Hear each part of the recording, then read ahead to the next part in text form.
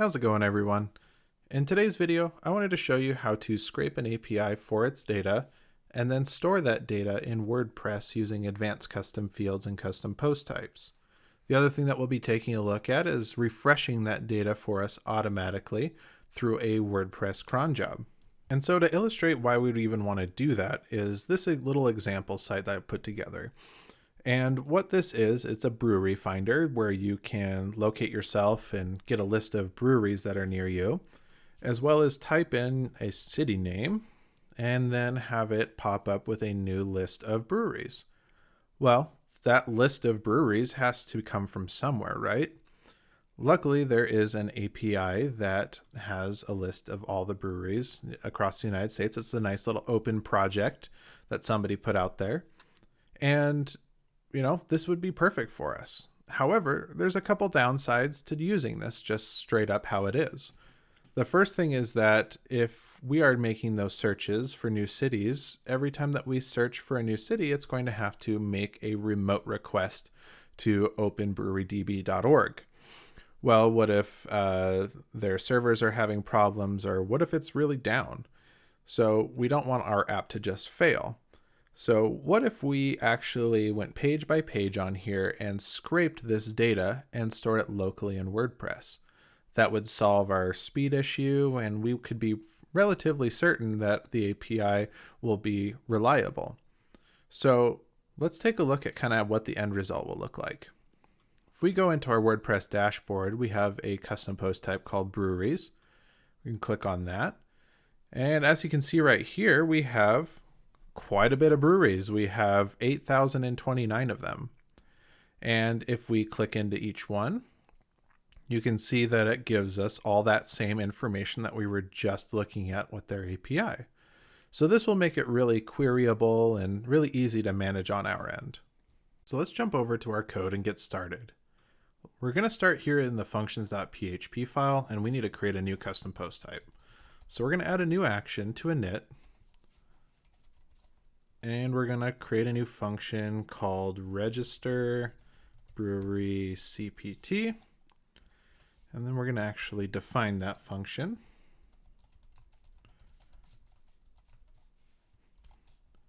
And inside of here, we're going to call it register post type. Register post type. The post type is going to be called brewery. And then a couple different arguments that we're going to pass. Number one is we want the label to be brewery. Breweries, plural. We want it to be public. So we're going to set that to true. And we want it to mimic a post. So we're going to call it capability type. It's going to be equal to post. So that will give us our custom post type. So now we need to move on to creating our custom fields for that custom post type. So let's jump back over to WordPress and get our advanced custom fields set up. So first thing we're going to have to do is get advanced custom fields installed. Just install the free version, and we install it just like we would install any other plugin. So hit activate, and let's create a new field group. And let's call this one brewery. And we want to make sure that this shows up on the brewery's custom post type. So now we need to create custom fields for every field that we care about in the API. So we're just going to go back and create default text fields for each one of these, so we have a place for the data to live.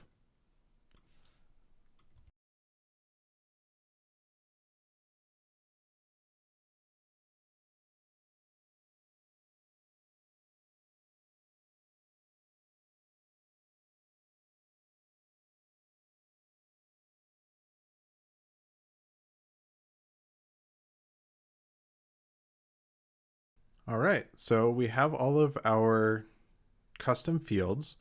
And one thing that you'll probably notice here is I have these field keys. So if you go up to screen options, make sure you have your field keys checkbox checked, because we're going to be using these later to reference these values later. So let's hit publish and then head back to our code. All right, so let's create a function here called get breweries from API. And we're going to have to start scraping that API. We're going to have to make remote requests, GET requests, to openbrewrydb.org. Well, if you take a look here, they have this page variable. So this is where you would pass in which page you care about. 2, 3, 4, 5, all the way up until it's done. Well, we don't know how many pages there are. We don't know if there's 100. We don't know if there's 1,000 or 10,000. Like, we really don't know. So that's kind of the tricky part here, is we're going to need to just keep scraping the API until we run out of pages. So what we're going to do is we're going to recursively call get breweries from API, and we're going to change this number from 1 to 2 to 3 over and over again until we get empty results. And then we can safely assume that there are no more breweries to store and we need to be done. So let's start by creating a new variable. We're going to call this variable current page. And this is going to be equal to a post variable called current page. But we need to make sure that it's not empty first. So if it's not empty, and if it's not empty, we want to just use whatever that variable is. But if it is, we just want it to default to 1, which probably will only happen when it's the first time that this is being run. And we also need to store all of the results of our breweries in an array. So let's actually get to the fun part here. So we're going to need to store all of our results in a results array. And we need to do a WP remote get. So we are going to go to openbrewrydb/breweries and then page. And then we're going to concatenate in current page. And there's also another variable I forgot to mention, which is called per page. Per_page, and we're going to set that to its maximum. And I just know that it happens to be 50. So we're going to get 50 results per one of those pages. So then that should give us a nice return. So let's actually just run this one manually. Let's go to our front page. And let's open up some PHP tags. And do this remote request, and let's just hard code in page 1 for now. And let's dump and die the results of what this is. Results. And let's refresh this. So this is kind of what that WP remote request will get us. But we really only care about what's happening inside of this body key. So that gives us a huge JSON string of 50 breweries and all the information about them. So let's go back to, let's delete this. Well, actually, let's not delete this. Let's show you here. We're going to be using a function called WP remote retrieve body. So we can consistently grab that piece of information. So we go back, hit refresh.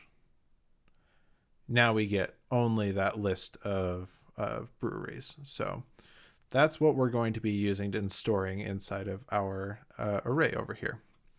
So let's just remove that. And then let's go back to our functions. And let's wrap that in WP remote retrieve body. Retrieve body.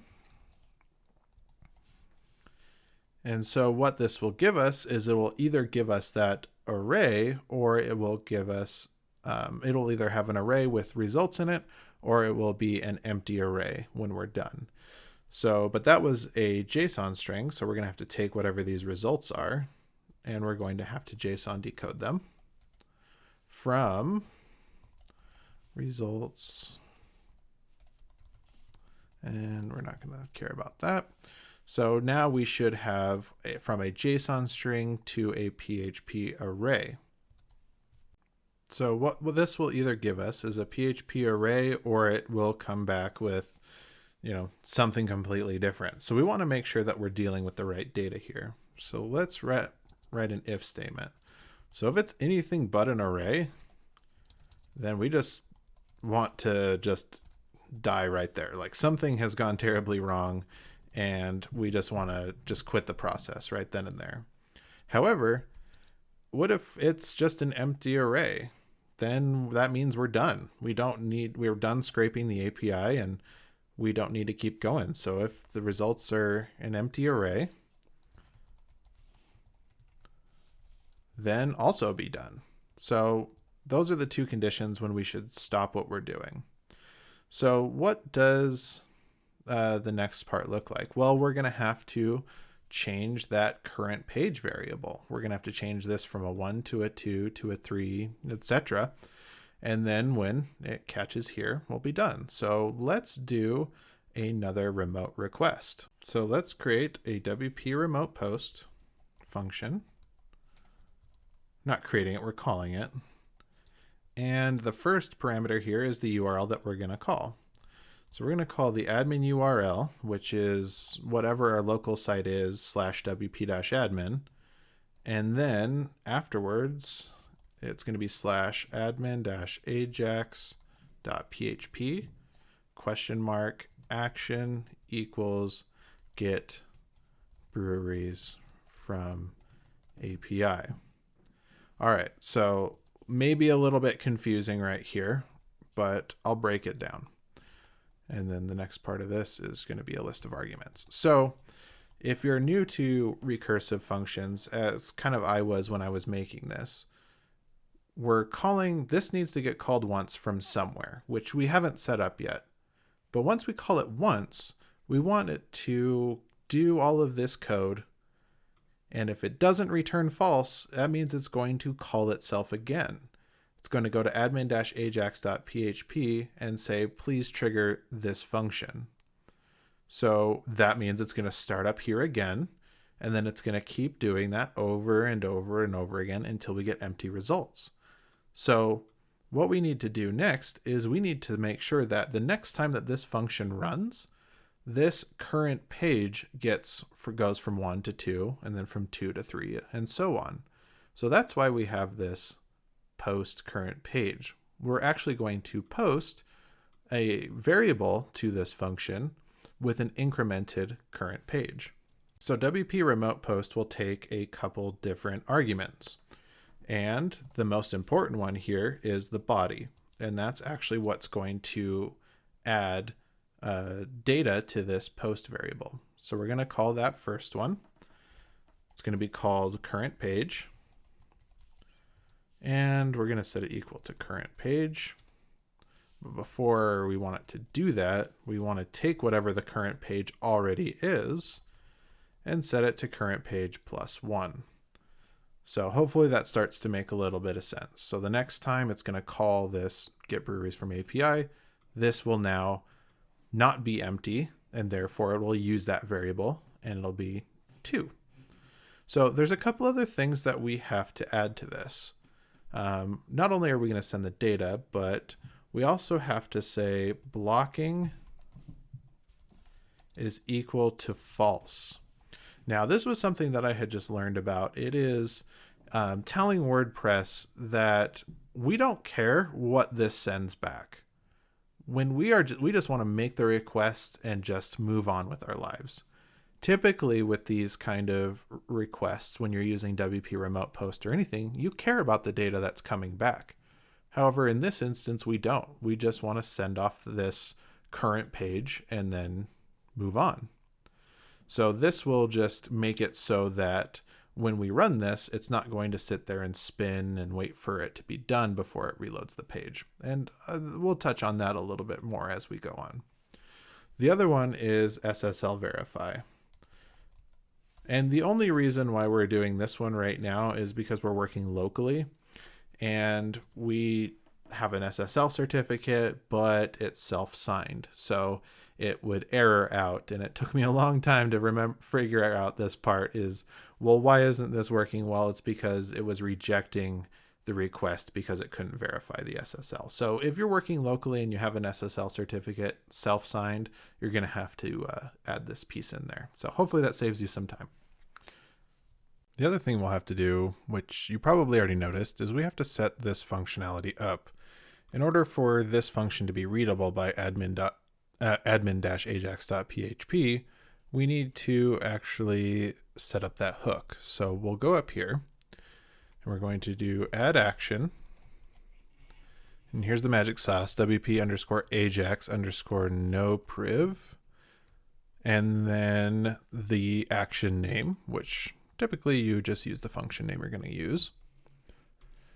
And then you call get breweries from API. We're going to duplicate that line and we're going to remove this part. So I have another tutorial about how to use WP Ajax. So I'll link to that. But essentially, this is just allowing us to run this function from a URL, whether we are not logged in or whether we are logged in. So technically right now we have a bare bones scraper that we can start using. So in order to test it before we start messing with our database is let's create a file that we can kind of log to, and then just to make sure everything's looking good. So we're going to type get style sheet directory, and let's call this report.txt, just so we have a place to house it all. And then every time that it comes back with a result, let's just log to a file. So we'll just do file put contents. The first parameter is that file path that we just created. And then the next thing is going to be our message. So let's just do current page is current page. And then we're going to do a couple new lines. And then make sure that we file append. So it pops down at the end. So we should get a list of all the different pages that we have successfully scraped. So let's give this a try. So let's go down and get our URL here. And then let's go back to our WP admin. Let's drop that right there and hit enter. Should spin for a second, and then we can go check our log file. All right, it returns 0, which is fine in this case. Typically that means something went wrong, but not here. We're just scraping that API and we're not looking for any particular return value. So let's open up report.txt and look what we're getting. So we've got a good start here. We're starting to see the number increment. And as you'll notice, it's kind of live reloading without us refreshing the file or anything like that. That's incrementing the number just fine. And this is kind of what I meant with that. Let's go back to the actual file, functions.php. That's what this blocking false is doing. If we go back to our browser, I mean, the page is done loading. We've already sent off the requests, and now in the background, it's actually making all of those requests for us at the expense of our server, not necessarily the expense of our user experience in our browser. So report.txt will continue to increment its numbers all the way until the very end. And I'm going to pause the video right now and we'll check back in when it's done. All right, so we got to 162 pages before the function just stopped calling itself. So that's really good. That means that our condition right here is accurate. When we stopped getting results, then it returned false and we didn't try to post again. So everything according to plan. All right, so we need to actually start doing something with this data that we've got. So after we have made sure that we have results, and before we send off a new post request, let's start storing that data in the custom post type. So we set up a variable up at the top and called breweries. So let's append the results to that list. And then let's loop over it for each breweries at index 0 as brewery. Now we can do whatever we want with each individual brewery. So the first thing that we're going to do is we need to set up a custom slug for this. So we need to set up a custom slug because, well, if you remember, in our example database, each one of these breweries needed to have a unique name. And I figured the best way to do that is just take the name of the brewery, all lowercase, and then add a dash and then the brewery ID. And that ID comes from the API. So Stateroom Brewery has an ID of 1050, so we'll slugify that, and that will give us something unique. And then we can take that name and actually add it as our post title. So the reason why it needs to be unique is because, well, there could be multiple breweries called Stateroom Brewery. Like the one in California in San Rafael is probably not the only one called Stateroom Brewery in the United States. So we needed to create something that is unique because later on we'll be querying these by their slug. And so slugs need to be unique. So what we'll be doing is we'll be creating a new variable called brewery slug. And that's going to be equal to the results of sanitize title. And this is a WordPress function. So this is something that will take in a string and spit out something that is slugified. So we're going to take the brewery name, and then we're going to do a dash, and then the brewery ID. And so that'll give us something unique to work with. So now let's take that unique slug and let's add it to our custom post type. So WP insert post, and it's going to take an array. That first one is going to be post name, and this is what the slug is going to be. So brewery slug. And let's do the same thing actually for post title. Make sure we add it to the post type of brewery. It's hard to say. And then post status is going to be equal to publish. So this should take all that data and it should create a new custom post type. But what we're going to need is we're going to need that post ID. So we're going to need the inserted brewery and set it equal to that. So WP insert post will return the ID of the post that was created or a WP error. So let's check to make sure that we didn't get an error first. So if is WP error inserted brewery, then we want to just continue. We don't want to deal with it anymore. There's probably a better way to do that, but just for this example, we just want to make sure that we have the ID properly before we start messing with it. But now that we have the ID, we can start doing pretty much whatever we want. So let's start by updating the advanced custom fields we created. So if you remember, we had all of these different custom fields that we wanted to update, and they correlate to what was in the API.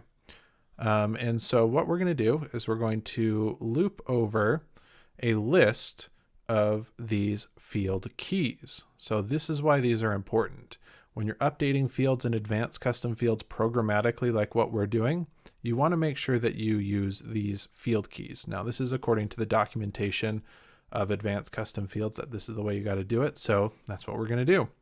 So rather than have you watch me type out all of those field keys, I just have created an array here called fillable.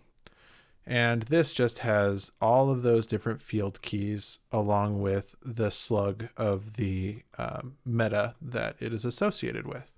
So what we'll do is we will loop over this array and then programmatically update those advanced custom fields. So let's create a new for each. We're going to create for every fillable item. Let's make sure we get the key out of there and the name. And then we are going to update fields, which is from advanced custom fields, and we're going to give it the key. And then we're going to give it brewery, $name, and then inserted brewery. So I know this part can look a little bit confusing, but essentially we are just, taking the key, which Advanced Custom Fields needs, and telling it what post it belongs to. And then we're looping over this array and then taking these slugs from the API and then using that as the value here. So in Advanced Custom Fields, this field correlates to name, and inside of the API, it's also correlated to name. So since they match, we can just use it one-to-one. So hopefully that makes a little bit of sense. And so once we run this, we should get a list of posts with Advanced Custom Fields filled out. So let's give it a try. So the first thing that we're going to do is go back to our dashboard here, and let's rerun that same function again. So let's go to admin-ajax.php, and the action is equal to get breweries from API. Let's hit run, and then let's pause it for a second, and then I'll come back once we start seeing results. All right, so we got 0, which is what we were expecting. Let's refresh this. And as you can see, we're starting to get some information here. We've got already 6 pages. Let's refresh. Let's see if we got any more. Now we're at 8. Let's refresh again. We're at 9. So, I mean, things look like they're starting to work. Let's check on these breweries here. All right. So we've also got working Advanced Custom Fields as well. So looks like we have successfully scraped the API, and we have successfully taken that data, put it into custom post types, and then updated their metadata with Advanced Custom Fields. All right, so I mean, technically we can call this good. However, if you want extra credit here, this is not like production ready. There's a couple things that I would typically do to kind of get this across the finish line in a real world project, because, we just ran that function once and we got a nice chunk of data. And when this finishes, we'll have, 8,000 breweries that we can start querying and put into our map. However, I mean, breweries pop up all the time, and then as long as that Open Brewery DB keeps updating, this is not the final list. So what we should probably do is re-query that database, the Open Brewery DB, every now and again automatically, and just check to see if there's any updates, not only to the breweries themselves, but if there is a new brewery. So for example, let's say this Mother Earth brewery, changed its location. It no longer is on this street, and it moved. Well, if Open Brewery DB has that new information, we probably should update it on our side, because that's going to change the latitude and longitude. That's going to change a lot of things on our end. So let's go back to our code and let's figure out a way to do this. All right, so what we have here is we have this brewery slug. So what we can do is we can check to see if that brewery exists before we start adding new ones, because we don't want to have any duplicates inside of there. So we're going to do get page by path, which is a WordPress function that takes a couple different parameters here. The post type that we care about, takes the output, which we're going to want an object back. And then this is the slug of the post. So brewery slug.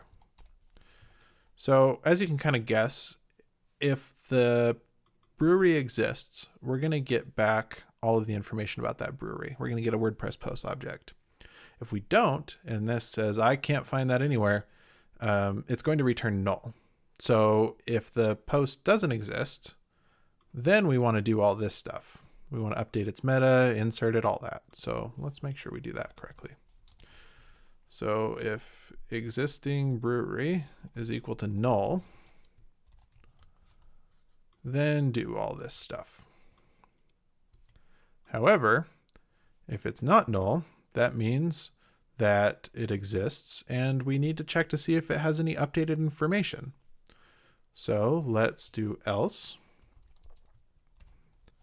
And let's do some checking here. And so what we're going to want to check is the timestamps of what we have currently and what we're getting back from the API. So to kind of illustrate that a little bit, all of the pieces of data that we're getting back from the API has this updated at field. So it's just a timestamp that we can read. Well, we've also got that existing inside of our database. We have updated at right here as well. So if the one that we're getting back is newer, well, then we want to actually re-update the post meta with that new information. And if it's not, then we just want to forget about it. If it's not new, then we don't care about it anymore. Let's just continue on. So what that's going to look like is we're going to take the existing brewery ID, or we're going to get the existing brewery ID from existing brewery ID, and we're going to get the existing brewery timestamp, and that's going to be from advanced custom fields. We want to get the updated at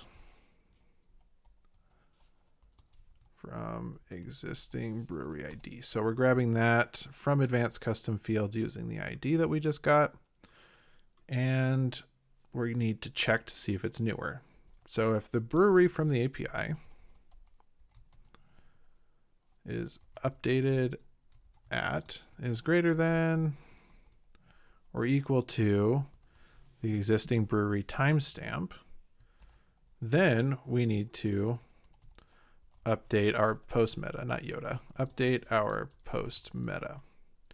So, I mean, normally you would create a function for this, but because we're kind of just showing an example here, let's just copy and paste that.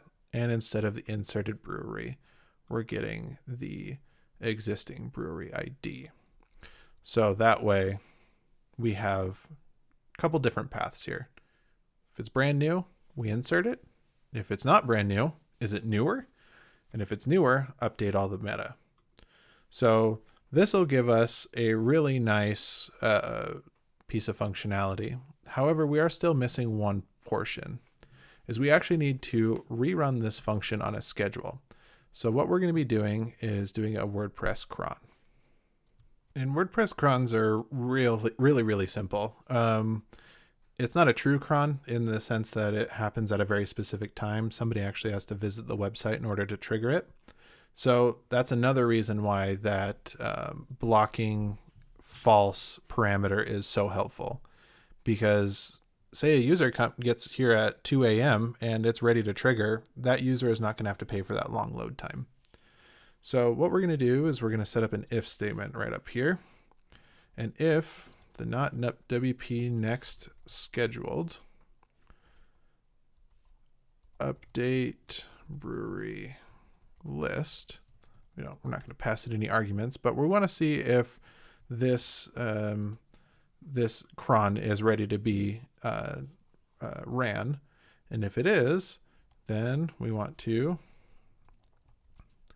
schedule event, just give it the current time. How often do we want to do this? Weekly. And what is the hook that we want to run when we do it? So we're going to just call get breweries from API. So once a week, if we need to update our breweries, they will automatically get updated. So now we don't, it's kind of like a set it and forget it type of system here. So all in all, I hope you've learned a few things here. This was a really cool project for me to work on. As I was creating this, little test project, it really became apparent that I needed to store this locally, and scraping the API and storing it in my own database really seemed like the best option, and the results actually turned out really well. So I hope that this little instructional video helped you out. you can definitely use this in a lot of different situations when you're reading large pieces of data from a remote source. So now I have, a custom post type that has all of my breweries in it. It gets updated automatically. It has the information that I care about. And so I can now use JavaScript to like Ajax call all of those breweries and get accurate results. So if you guys have any questions or comments, please leave them in the comments below. I'm happy to answer any more questions. And again, hope you learned something, and I'll see you guys in the next one.